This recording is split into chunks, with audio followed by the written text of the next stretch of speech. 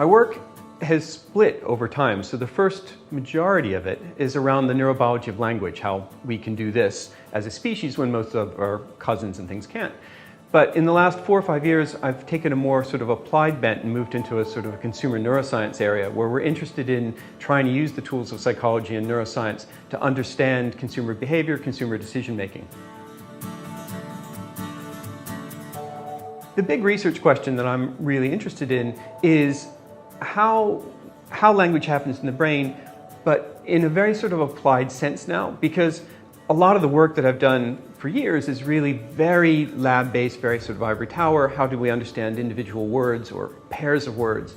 And now what I'm more interested in is how is it that we're using language more generally? Like when we're reading text, or we're listening to audiobooks, or we're watching videos, or we're just engaging in conversations.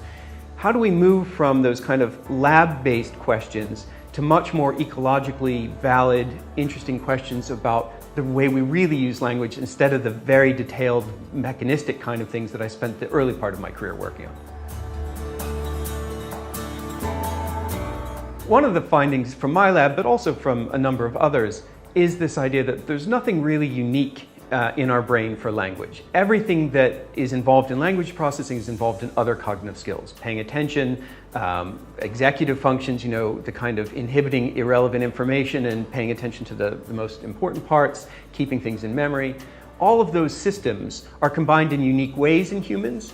And what's exciting is that other species like chimps or other apes have all of those same systems. What they seem to lack is the ability to combine them in the same way we do. And I think that's exciting because it starts to get you to the question of, well, what is it specifically in the wiring of our brain that's different from our closest cousins, despite the fact they're really similar?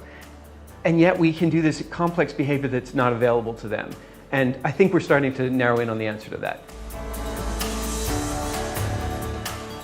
The emphasis that we have on trying to make this more relevant to society is around how do we make this interesting and accessible to people in all walks of life. So for instance, this is surprisingly relevant to lots of businesses because of course advertising and marketing are essentially communication campaigns. And that might be, hey, we'd like you to buy our fancy new widget.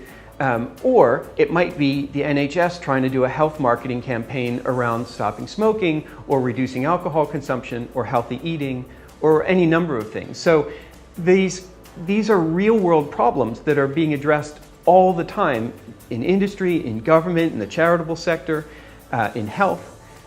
And the question is, how do we make this kind of research most applicable so that the learnings that we take from the lab can actually be benefiting society as a whole in a larger sense?